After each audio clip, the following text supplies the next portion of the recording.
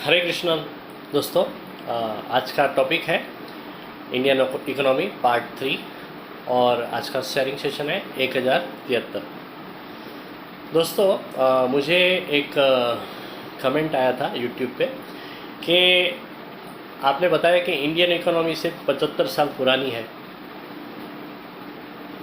देखो दोस्तों, Indian economy की बात कर रहा हूँ मैं। आई एम टॉकिंग अबाउट जो भाई ने मुझे कमेंट किया है। मैं ये बताना चाहता हूँ कि इकोनॉमी हम कैलकुलेट करते हैं 1947 से, जब से इंडिया को फ्रीडम मिला तब से हम कैलकुलेट करेंगे तो 75 ईयर्स ही हुआ है। हाँ, मगर भाई ऐसा देखा जाए तो इंडियन कल्चर तो सालों पुराना है, उसे तो बहुत साल हो गए। आज कम से कम अंग्रेज थे, उसके आगे मुग़ल थे, राइट, जिन्होंने इंडिया पे राज किया। इंडिया एक सोने की चिड़िया कहा जाता था। इसकी वजह से पहले मुग़ल आए, फिर अंग्रेज लोग आए, उन्होंने इंडिया को लूट लिया था ऑलमोस्ट। तो संस्कृति इंडिया की पुरानी है, मगर जो फ्रीडम मिला, इंडिया जब आज़ाद हुआ 1947 से, इसके लिए हम 75 साल इंडियन इकोनॉमी का गिन रहे हैं। बाकी ऐसा देखा जाए तो इंडियन इकोनॉमी या तो इंडियन संस्कृति कहें, आपका जो कॉन्टेक्स्ट है वो इंडियन संस्कृति के ऊपर है, नो डाउट, वो तो बहुत पुरानी है, राइट। तो ये मुझे क्लियर करना था, तो मैं यहाँ पे वो क्लियर कर रहा हूँ। अच्छा, अभी हम पहले 2 सेशन में थोड़ा सा रिकैप करेंगे। पहले सेशन में हमने देखा कि इंडियन इकोनॉमी के 3 स्टेज 1947 से लेके 1991 तक। पहला स्टेज था, इंडिया एक गरीब देश था। 91 के बाद मनमोहन सिंह सर ने जो एलपीजी कॉन्सेप्ट लाया, लिबरलाइजेशन, प्राइवेटाइजेशन एंड ग्लोबलाइजेशन, जिसकी वजह से इंडियन इकोनॉमी ओपन हो गई। बाहर फॉरेन कंट्रीज़ का इन्वेस्टमेंट इंडिया में आने लगा करके इंडियन इकोनॉमी को बूस्ट मिला, बिजनेस बढ़ते गया, बहुत सारे एम्प्लॉयमेंट क्रिएट हुए, और जिसकी वजह से इंडियन आदमी का परचेसिंग पावर बढ़ा और वहाँ पे इन्वेस्टमेंट चालू हुआ। फर्स्ट फेज़ में तो इन्वेस्टमेंट बहुत कम होता था, मगर सेकंड फेज़ में इन्वेस्टमेंट बढ़ा, और थर्ड फेज़ में इन्वेस्टमेंट और भी बढ़ा। मगर उसमें एक मेजर शिफ्ट हुआ, उसके बारे में आज मैं बात करूँगा आज का थर्ड पार्ट में। दोस्तों, जो सेकंड पार्ट था वहाँ पे मेजर इन्वेस्टमेंट फिजिकल एसेट्स में होता था। मैंने कल बताया था फिजिकल एसेट्स वो है जिसको हम देख सकते हैं, टच कर सकते हैं। फिजिकल एसेट्स में मेनली 3 पार्ट होते हैं। एक रियल एस्टेट यानी कि प्रॉपर्टी, दूसरा है गोल्ड, और तीसरा रजिस्टर्ड व्हीकल्स। दूसरे फेज में फिजिकल एसेट्स में काफ़ी सारा इन्वेस्टमेंट होता था, परचेसिंग पावर बहुत अच्छा था लोगों का।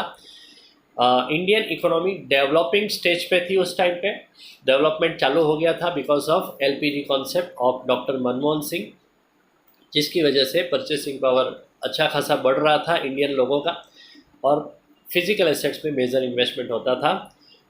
वो क्यों होता था? क्योंकि इमोशनल अटैचमेंट होता है फिजिकल एसेट में। इमोशनल अटैचमेंट की वजह से एक इमोशनल वैल्यू होती थी, जिसकी वजह से फिजिकल एसेट्स लोग लेते थे। ब्लैक मनी, दूसरा रीज़न ये है फिजिकल एसेट्स को लेने का, ब्लैक मनी आसानी से लेते थे उस टाइम पे। ब्लैक मनी का बहुत चलन होता था, जिसके पास ब्लैक मनी था वो फिजिकल एसेट्स लेता था। प्रॉपर्टी, गोल्ड और व्हीकल्स में ब्लैक मनी बहुत यूज़ होता था वो लेने के लिए। तो फिजिकल एसेट्स की इसके लिए भी बहुत डिमांड थी।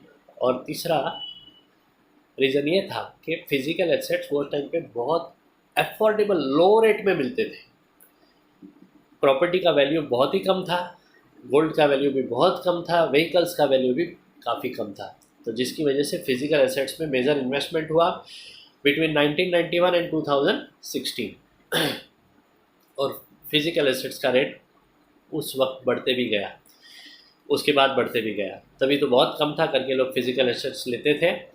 और जहाँ तक फाइनेंशियल एसेट्स की बात करें तो दूसरे फेस में बिटवीन 91 एंड 2016 फाइनेंशियल एसेट्स में लोग लेते थे, मगर first type of investment that is repo rate related investment, वहाँ पे क्यों लोग लेते थे? क्योंकि रेट ऑफ इंटरेस्ट बहुत ही अट्रैक्टिव था, डबल डिजिट के ऊपर था। तभी फिक्स डिपॉजिट्स में रेट ऑफ इंटरेस्ट 12-14% मिलता था। तो इसके लिए फाइनेंशियल एसेट्स में लोग फर्स्ट टाइप ऑफ इन्वेस्टमेंट में इन्वेस्टमेंट करते थे। मगर थर्ड फेज में 2016 8 नवंबर के बाद डीमोनेटाइजेशन हुआ, जिसकी वजह से फिज़िकल एसेट्स की डिमांड बहुत ही घट गई। क्यों घट गई? क्योंकि इमोशनल वैल्यू घटने लगा। रेट मीन्स उसकी जो अफोर्डेबिलिटी यानी जो वैल्यू थी वो काफ़ी बढ़ गई, वो बढ़ना चालू हो गई थी सेकंड फेज से। प्रॉपर्टी की, गोल्ड की वैल्यू और व्हीकल्स की वैल्यू उस टाइम पे कम थी सेकंड स्टेज में, मगर वो बढ़ना चालू हो गई थी। और 2016 तक वो काफ़ी हाइट पे चला गया था। गोल्ड का रेट, प्रॉपर्टी का रेट खास करके बहुत ही हाइट पे था, और जिसकी वजह से वो फिज़िकल एसेट्स, ये तीनों की डिमांड 2017 के बाद घटने लगी। और तीसरा रीज़न ये था कि ब्लैक मनी उसके बाद बंद होना चालू हो गया। तो इसकी वजह से भी फिज़िकल एसेट्स की डिमांड 2017 के बाद, 2016 के बाद घटने लगी फ्रॉम द थर्ड फेज में। तो थर्ड फेज में किसकी डिमांड बढ़ी? तो थर्ड फेज में फाइनेंशियल एसेट्स की डिमांड बढ़ी, और उसमें भी सेकंड एंड थर्ड टाइप की डिमांड बढ़ी। उसके बाद 2016 के बाद जिसके पास पैसा था वो किस में डालते थे? इक्विटी इन्वेस्टमेंट करते थे, शेयर मार्केट में इन्वेस्टमेंट करते थे। शेयर मार्केट रिलेटेड मैंने कल बताया था कि फाइनेंशियल एसेट्स में 3 टाइप है। पहला है रेपो रेट रिलेटेड इन्वेस्टमेंट, दूसरा है इक्विटी रिलेटेड इन्वेस्टमेंट, उसमें डायरेक्ट इक्विटी लेना, और म्यूचुअल फंड्स में इन्वेस्टमेंट करना। तो उसका डिमांड बढ़ा, उसमें लोग इन्वेस्टमेंट ज़्यादा करके करने लगे। और तीसरा, इंश्योरेंस प्रोडक्ट्स में भी लोग इन्वेस्टमेंट करने लगे थर्ड फेज में, क्योंकि वहाँ पे भी अभी बैंक में रेट ऑफ इंटरेस्ट घट गया था। सब जगह पे जो रेपो रेट रिलेटेड इन्वेस्टमेंट थे उन सब जगह पे रेट ऑफ इंटरेस्ट घटने लगा था।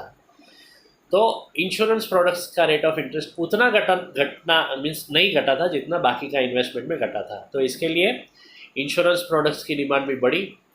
इंश्योरेंस प्रोडक्ट्स में इंश्योरेंस भी होता है, साथ में बहुत सारे ऐसे टैक्स बेनिफिट है, और इंश्योरेंस वैल्यू जो है डिसेबिलिटी बेनिफिट रहता है, टैक्स फ्री इन्वेस्टमेंट रहता है, जिसकी वजह से भी इंश्योरेंस प्रोडक्ट्स की डिमांड 2017 के बाद, 2016 के बाद थर्ड फेज में और भी बढ़ी।